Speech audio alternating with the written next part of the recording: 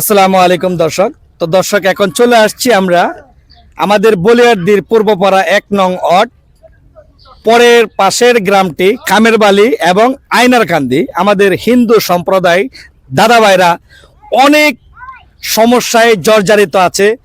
এই গ্রামটা ছিল অনেক বড়, প্রায় হাজার হাজার ভোটের একটি গ্রাম ছিল।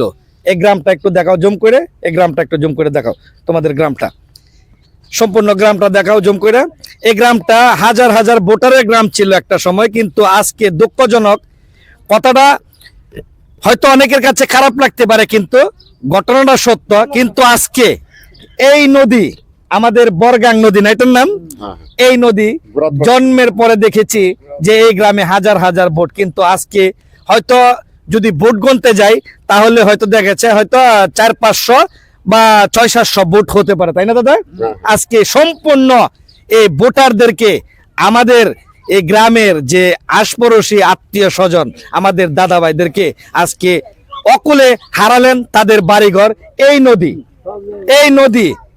নদী আমাদের জীবন কেড়ে নিয়েছে, শুধু এই নদী। কিন্তু আজকে নদীর কাছে যদি আমাদের জীবন ফিরিয়ে চাই তাহলে নদী কখনো দিতে পারবে না, কিন্তু দিতে পারবে আমাদের জীবন, আমাদের গ্রাম ফিরিয়ে দিতে পারবে আমাদের বাজিতপুর নিকলির এমপি মহোদয় এবং বাংলাদেশের যে প্রধানমন্ত্রী আমাদের দেশনায়ক তারেক রহমান ইচ্ছে করলে আমাদের গ্রামটা ফিরিয়ে দিতে পারে।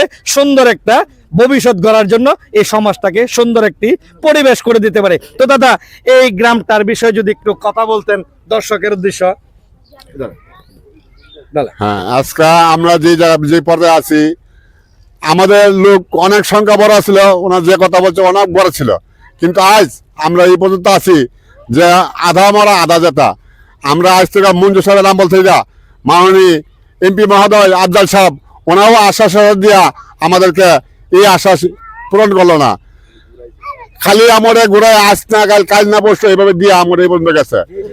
আর প্রায় এখানে মনে করেন 4-500 একর জমি নদীতে বিলে গেছে।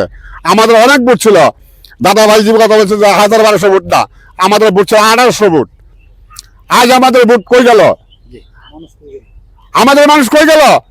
আজকে মনে করেন দেখা গেল গা, ওই পাটলি গেল গা, বরাদি গেল গা, আগরপুর গেল গা। এই লোক আমরা হাট কি আনতে পারি? বেলাবর গেছে, আমরা মনোহরি থানা গেছে। আমরা এখন অস্থায়ীভাবে এই নদীর পার করে দিলাম। যদি মাননীয় এমপি মহোদয় আর আমাদের তারেক রহমান সাহেব যদি আমাদেরকে একটু মনে করে যে ওনা করে আমরা রাখবো আমাদের হিন্দু সমাজ, তাহলে আমরা থাকতে পারবো। আর তো আমরা বিলয় হয়ে যাব।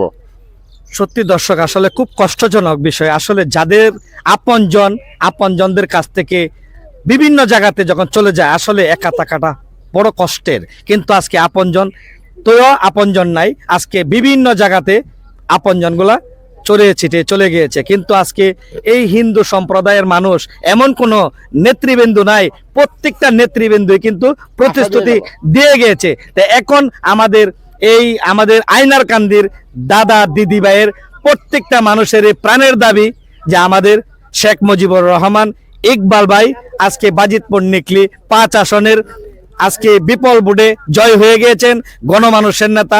আজকে তার উপরে প্রত্যেকটা গ্রামবাসীর মানুষ তার উপরে অটল বিশ্বাস যে তাদের এই বেড়িবাঁধের কাজগুলা করে দিবেন। তো আমরা এখন চলে যাব একজন মুরব্বীর কাছ থেকে আরো কিছু আলোচনা শুনবো। মুরব্বী কাকা যদি কিছু বলতেন।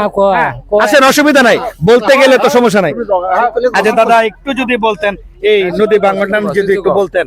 বলেন দাদা, আমরা নদী ভাঙনে আমরা কিন্তু অনেক অসহায়। জি, আমরা যদি এমপি সাহেব যদি আমাকে এটা একটু সুনজরে দেখতো তাহলে কিন্তু আমরা বাঁচি। আমাদের কি এমপি মহোদয়ের কাছে কি আগে কোন সময় তার কাছে কি মেসেজ দিয়েছেন? না, এই এমপি এখন আপনি ভিডিওর মাধ্যমে মেসেজ দিতে পারেন, এই সুযোগটা আছে। আচ্ছা আচ্ছা, তাই আমরা এমপি মহোদয়ের কাছে আমরা এইটুকুই দাবি করি, আমরা এই বেরি বাত্রা আর একটা রাস্তা যদি করে দেয় আমরা একটু চলাফেরা করতে পারি।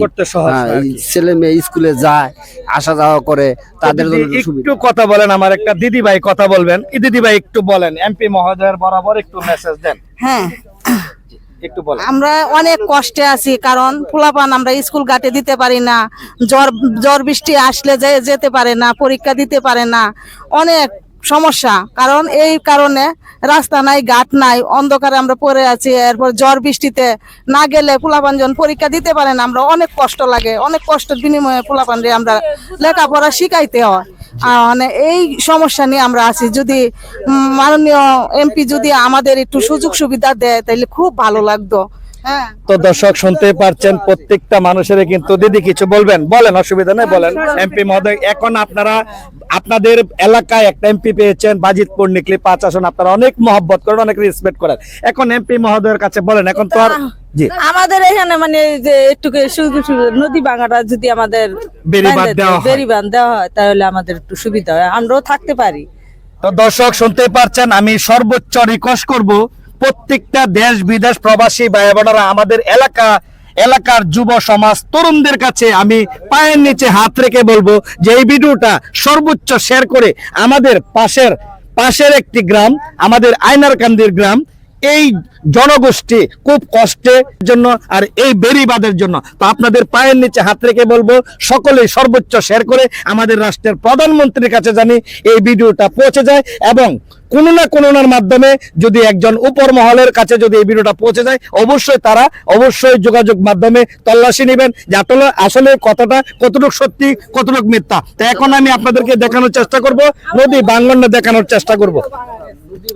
তো দর্শক একটু নিচে নামো, আঙ্কেল একটু নিচে নামো, যে আসলে সামনে কিন্তু বর্ষাকাল আসতেছে, এখন হয়তো বৈশাখ মাস, ঠিক আছে, পয়লা বৈশাখ সামনে আসতেছে, কিন্তু দেখেন আজকে হয়তো প্রত্যেকটা মানুষে কিন্তু আশা করে, একটা ভরসা আশ্বাস দিচ্ছে, কিন্তু প্রত্যেকটা মানুষেরই প্রাণের কথা এবং প্রাণের দাবি সকলেই কিন্তু আশ্বাস দেয়, কিন্তু কাজ কয়জনে করে?